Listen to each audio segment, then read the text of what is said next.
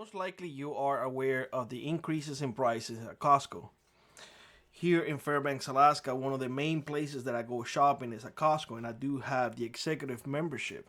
Well, that membership is supposed to go up this year. However, what worries me the most is the constant increases in prices that I have been seeing at the store itself. Every time that we go to Costco, we go there for the cost savings because we buy in bulk, and that way we save $1 here, $1 there. We put gas in our cars. We make sure to fill up the extra tanks that we have around the homestead to make sure that we have gas for whatever equipment it needs it. But what I'm seeing is a trend of everything going up and our paychecks remain the same. Inflation is causing havoc all around the nation. There's really nothing that you and I can do about it. Now, some people will say, well, you got to pick up a second job and you got to work more hours. That is a valid way to combat what's going on. However, then you're neglecting your family because you're working twice harder right now, and you are away from your home twice longer. Then your family starts to feel that lack of presence, if you will. If you are a father, you're not teaching your son. If you are a father to a girl, she's not seeing you in the house as the man of the house. And, well, things may go south because, when the cat is not at home, the mice are playing around. You know how it is, y'all. You know how it is. Now, if you are working twice as hard and twice as long and you're not in your homestead, who is taking care of your homestead? How can you, try to be a self-sufficient person if you have to be working 24/7? You see what I'm saying? It's a domino effect. Back in the day, one person was good enough, when it comes to working and whatnot. There was one person just needed to work and pay the bills and everything else, and the other person will take care of the homestead. That's just the way it was. Nowadays, I see it harder and harder, and it's very simple. The properties now cost 5, maybe 10 times more than what they used to cost. People cannot afford to stay in their homes because, well, the mortgage is.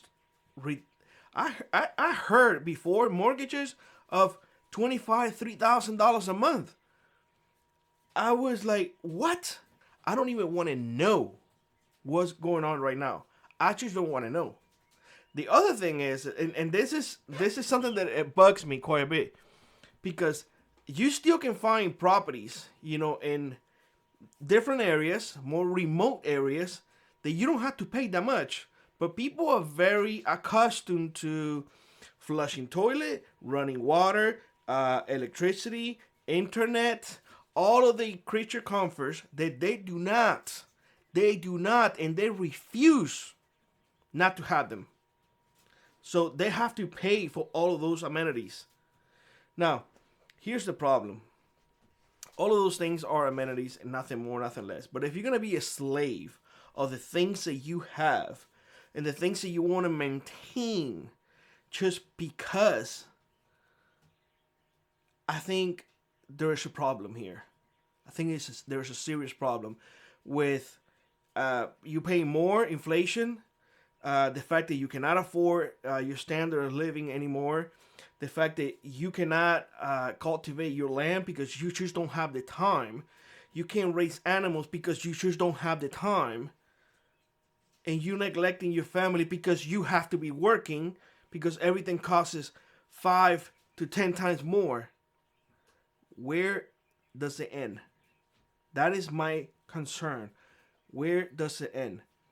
Let me tell you a little quick story. When I was living in Cuba, the first thing that you were thinking in the morning is, what am I gonna have for dinner? In Cuba, there's one meal a day. That's it, dinner. You get lucky if you have a piece of bread or something like that during lunch. Breakfast, only kids have milk. That's it. But you wake up in the morning thinking, what am I gonna make for dinner. Now, there is a misconception that in Cuba there's nothing. That is not 100%. There is food in Cuba. There's food in the stores. Those items I sell by dollar. If you go to a local store, the items are sold by, the Cuban peso. There's nothing. So, but remember, the conversion from one to the other is ridiculously expensive. So, a regular citizen cannot afford to go buy at those stores, at the stores that sell by on dollars. So it's not like there's no food. They just it's so expensive that you can't buy, which makes it even worse. Here we have enjoyed relatively cheap food. Not too healthy. Let me be clear. The food is not too healthy, but relatively cheap. Now the food is getting up here. Still not healthy, but it's getting up here too, to the point that a lot of folks are having trouble putting food on their tables. Like in Cuba, that you woke up in the morning thinking what you're going to have for dinner. If you were lucky, you will find something. If not, guess what you had to do? I want you to take a wild guess what you had to do. You had two options. You either can go hungry if you don't have food, or you can steal. Are we getting to that point here? Are we getting to the point like in Cuba? I love hearing the saying, Billy, don't worry about it. This is not Cuba. It will never happen here. Dang it, but it's happening. It's happening. Don't you see it around you? The prices keep going up.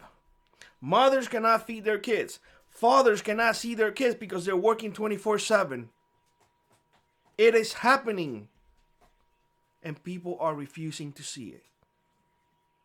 I honestly don't know whether people are becoming stupid, ignorant, or they just refuse to see what's in front of them.